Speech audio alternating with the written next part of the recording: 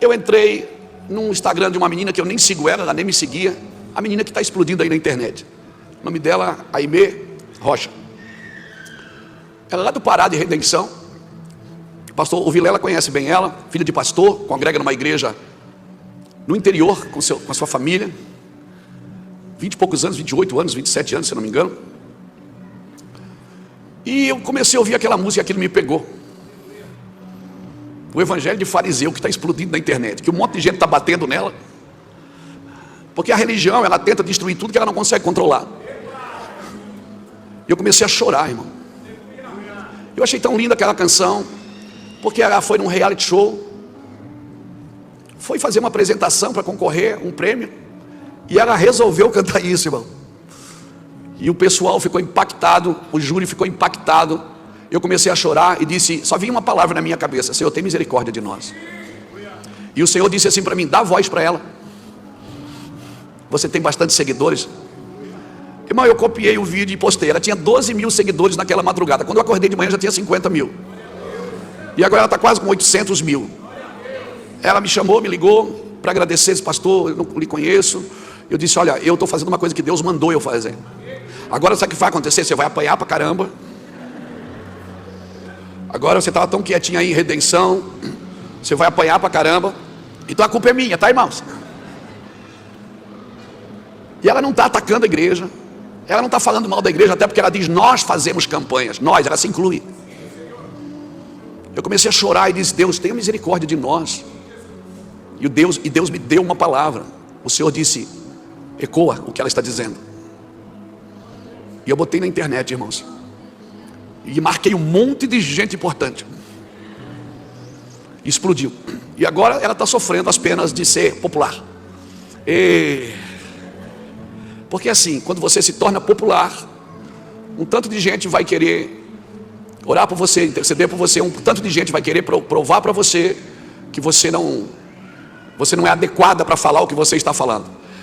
Leiam a Bíblia, estudem as Escrituras. Não é dos ligeiros o prêmio, nem dos valentes a vitória, nem tampouco dos sábios o pão, nem dos prudentes a riqueza, nem dos inteligentes o favor. Mas o poder de Deus, a unção de Deus acontece a todos. Basta você estar no lugar certo, na hora certa. E aquela noite eu não dormi. E o Espírito Santo começou a ministrar, porque é o meu trabalho. O meu trabalho é servir esses meninos que estavam aqui cantando, dançando.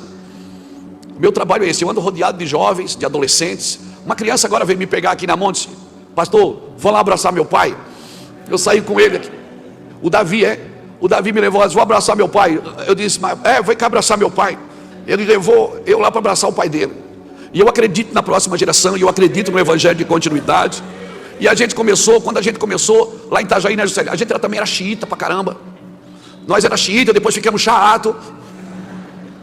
E Deus foi amadurecendo, a gente foi canalizando a mensagem para aquilo que Deus gostaria que a gente falasse. Mas a gente também queria destruir todo mundo, queria bater na religião, queria acabar com tudo, porque a gente estava começando, a gente tinha tanta vontade, mas não tinha maturidade para fazer algumas coisas. Então, imaturidade não é pecado não, gente. Imaturidade não é pecado. Então Deus está falando com a igreja. Eu vou te falar uma coisa, todas as vezes que profetas falaram e eles não foram ouvidos, o final foi cativeiro. O final foi cativeiro, foi queda de cidades, destruição de muros. Então, respeite pelo menos a profecia desses dias. Eu já tive lugares profetizando e dizendo, faça isso, faça isso, faça isso. E a pessoa não fez, meses depois ela morre. Porque as sentenças, irmãos, você pode fazer as coisas erradas até vir uma sentença. Porque o dia que vier a sentença, você tem que alinhar a sua vida. E Deus está sentenciando a gente como igreja. Como igreja brasileira, a igreja brasileira é do Senhor. Ela é a única saída dessa nação. Eu não tenho nenhuma expectativa em Brasília. A minha expectativa é na igreja. A minha expectativa é na igreja. Agora a igreja, ela precisa entrar em alguns lugares em que nós possamos, cada vez que Deus, o Deus que ama, que nos corrige, cada vez que vem uma correção, a gente não deveria ter explosões de orgulhos e de ego e de soberba e tentar desqualificar a pessoa quem falou. Nós deveríamos baixar a cabeça e dizer, Deus tenha misericórdia de nós. Quem aqui já não fez coisa errada com dinheiro? Quem aqui já pensou coisa errada do outro? Quem aqui já desejou o que é ilícito? Quem aqui já não foi vítima dos seus desejos, dos seus prazeres e das suas vontades? Então é muito mais barato a gente pedir perdão. É muito mais barato a gente dizer: Deus, perdoa a gente, perdoa a gente. Porque a inclinação da carne, irmão, ela convida você para um passeio pela imoralidade. Pode ter certeza, toda a inclinação da carne vai convidar o ser humano para um passeio na imoralidade. E eu vou te falar, e depois que acontece isso, você fica com a consciência pesada e com o coração distraído. Deus está alinhando a sua igreja. Por quê? Porque Deus vai fazer algo nessa nação através da igreja, irmãos. E não tem poder, e não tem nada de errado com uma sentença cantada.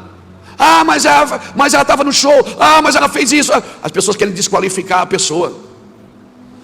Zacarias andava, se fosse no tempo de Isaías, alguém ia dizer: mas ele está com a nádega de fora. Mas foi Deus que mandou ele ficar com a nádega de fora por 3 anos, para mostrar a nudez da sua nação. Foi Deus que não permitiu Jeremias se casar, para dizer para a nação: eu não me caso com uma geração adúltera. Foi Deus que matou a esposa de Ezequiel, para dizer: essa nação está morta. Foi Deus que mandou Oséias casar com uma prostituta, gerar filho com ela e depois soltar ela, e depois pegar de novo, e depois soltar ela, e depois pegar de novo. Então não tente ser maior do que Deus, e não tente entender como Deus trabalha. Respeite a graça, como foi dito aqui hoje. E respeite a misericórdia, porque você não conhece graça e misericórdia até precisar dela. E graças a Deus pela graça e pela misericórdia de Jesus, porque senão nenhum de nós estaríamos aqui. Amém, irmãos? E a gente quer saber, então todo mundo está tentando provar que sabe mais. Eu vou te falar uma coisa: o desejo desordenado do saber gera distração e ilusão. Todo desejo desordenado de saber. E quando é que ele é desordenado, pastor? Quando esse desejo não está ancorado no temor de Deus. Não tem problema nenhum, porque a sabedoria, o princípio da sabedoria é o temor do Senhor. Então você sempre vai achar argumento dentro de você, com inteligência e sabedoria, para combater aquilo que você não quer. Mas se não tiver temor dentro do seu espírito, não adianta você tentar combater uma coisa que Deus está levantando. Não tente derrubar o que Deus está levantando, e não tente levantar o que Deus está derrubando. Não edifique Jericó, se Deus disse que não é para edificar. Mas não tente derrubar aquilo que Deus está levantando. Não lute contra Deus. Amém, irmãos? As muitas